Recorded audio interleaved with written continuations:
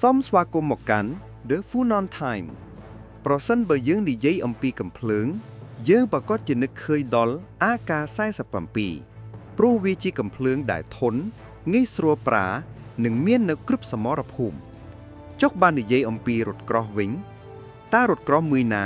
ដែលប្រៀបបាននឹងកំភ្លើង AK ចម្លើយគឺរថក្រោះ T-55 ឬយើងហៅថា T-55 របស់សហភាពសូវៀត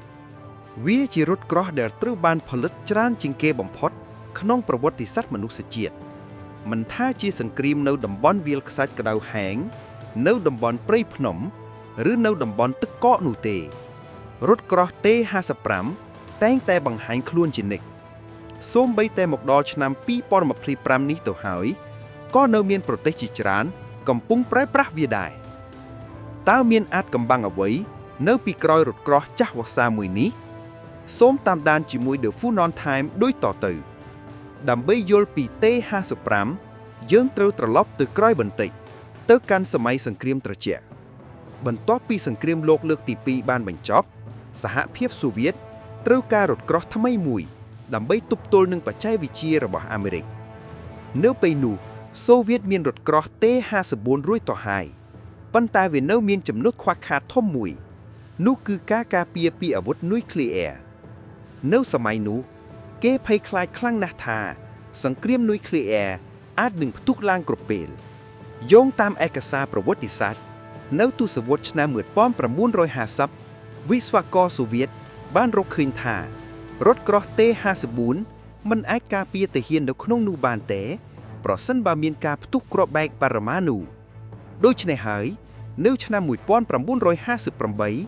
រថក្រោះស៊េរីថ្មីមួយត្រូវបានដាក់ឲ្យប្រើប្រាស់ជាផ្លូវការនោះគឺ T-55 ចំណុចពិសេសបំផុតនៅពេលនោះគឺវាមានប្រព័ន្ធការពារថ្មីដែលអាចការពារទាហានពីជាតិវិទ្យុសកម្មនិងសារធាតុគីមីពុលផ្សេងៗនេះគឺជាបដិវត្តន៍មួយដ៏ធំនៅក្នុងវិស័យយោធាសម័យនោះតែអ្វីធ្វើឲ្យ T-55 ក្លាយជាស្ដេចរថក្រោះទី1គឺកំភ្លើងរបស់វាបំពាក់ដោយកំភ្លើងធំទំហំ100មីលីម៉ែត្រនៅសម័យនោះកំភ្លើងនេះអាចបាញ់ទម្លឹងរថក្រោះរបស់អាមេរិកនិងអង់គ្លេសបានយ៉ាងងាយស្រួលវាអាចបាញ់បានចម្ងាយឆ្ងាយនិងមានកម្លាំងកំទេចខ្លាំងទី2គឺរូបរាងរបស់វារថក្រោះនេះមានកម្ពស់ទាបការដែលមានកម្ពស់ទាបនេះគឺជាបច្ចេកវិទ្យាដ៏ឆ្លាតវៃព្រោះវាធ្វើឲ្យសត្រូវពិបាកនឹងមើលឃើញនិងពិបាកក្នុងការបាញ់ឲ្យត្រូវទី3គឺភាពងាយស្រួលនេះគឺជាចំណុចសំខាន់បំផុតរថក្រោះរបស់ប្រទេសលោកខាងលិចភាគច្រើនមានប្រព័ន្ធស្មុគស្មាញពិបាកជួសជុលប៉ុន្តែ T-55 ត្រូវបានរចនាឡើងឲ្យងាយស្រួលបំផុត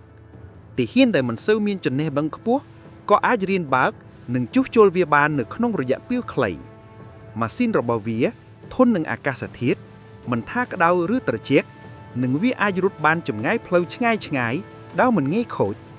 តាមរបាយការណ៍របស់អ្នកជំនាញយោធាបានឲ្យដឹងថាសហភាពសូវៀតនិងប្រទេសជាសម្ព័ន្ធភាពបានផលិតរថក្រោះត្រកូល T-54 និង T-55 នេះសរុបប្រមាណជាង 10,000 គ្រឿងឯណោះចំនួននេះគឺច្រើនមហាសាល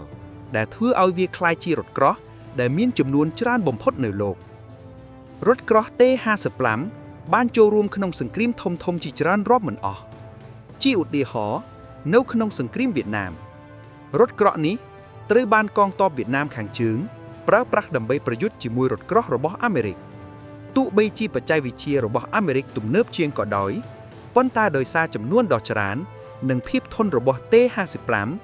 វាបានធ្វើឲ្យសត្រូវលំបាកយ៉ាងខ្លាំងរូបភាពដែលរថក្រោះនេះបុកទម្លាយរបងវិមានឯករាជ្យនៅទីក្រុងសៃហ្គនគឺជាភស្តុតាងនៃជ័យជំនះរបស់វាមួយវិញទៀតនៅតំបន់មជ្ឈិមបូព៌ានៅក្នុងសង្គ្រាមរវាងប្រទេសអារ៉ាប់និងអ៊ីស្រាអែលរថក្រោះរាប់ពាន់គ្រឿងនេះត្រូវបានដាក់ពង្រាយទះពាងនៅលើថ្នល់ទោះបីជាពេលខ្លះវាត្រូវបានកងទ័ពអ៊ីស្រាអែលវាយកំទេចច្រើនក៏ដោយប៉ុន្តែវានៅតែជាឆ្អឹងខ្នងនៃកងទ័ពជើងគ្រងនៅតំបន់នោះជាច្រើនទសវត្សរ៍តើអ្នកប្រហែលជាឆ្ងល់ថាឥឡូវនេះសម័យទំនើបហើយមានរថក្រោះថ្មីដែលមានកុំព្យូទ័រនិងប្រព័ន្ធ laser ហេតុអ្វី បានជាគេនៅតែប្រើ T55 ដែលជារបស់ចាស់ទៀតចម្លើយគឺតម្លៃនិងប្រសិទ្ធភាពរថក្រោះទំនើបមួយគ្រឿងមានតម្លៃរាប់លានដុល្លារប៉ុន្តែ T55 មានតម្លៃថោកជាងនោះឆ្ងាយណាស់សម្រាប់ប្រទេសក្រីក្រឬប្រទេសដែលកំពុងអភិវឌ្ឍការមានរថក្រោះរាប់រយគ្រឿងដែលគ្រាន់តែអាចបាញ់បាននិងបើកបានគឺប្រសើរជាងមិនមានសោះឬមានរថក្រោះទំនើបតែមួយពីរគ្រឿងទេលើសពីនេះគេអាចយកវាទៅកែច្នៃបានប្រទេសជាច្រើនបានយក T55 មកបំពាក់ប្រព័ន្ធគ្រប់គ្រងការបាញ់ថ្មីដាក់រ៉ាដាថ្មីនិងបំពាក់ពណ៌ការពារគ្រាប់បាញ់ធ្វើឲ្យវាคล้ายជារថក្រោះចាស់តែមានបេះដូងថ្មីដែលនៅតែអាចគំរាមកំហែងសត្រូវបានជាក់ស្ដែងសូម្បីតែក្នុងចំនួនថ្មីនៅអឺរ៉ុបខាងអុកឬនៅអាស៊ីក៏ដោយក៏គេនៅតែឃើញវត្តមានរបស់វាដែរនេះបញ្ជាក់ថារបស់ល្អមិនប្រកាសថាទាល់តែរបស់ថ្មីនោះទេសរុបមកវិញរថក្រោះ T55 របស់សហភាពសូវៀតមិនមែនជាគ្រាន់តែម៉ាស៊ីនសង្គ្រាមនោះទេ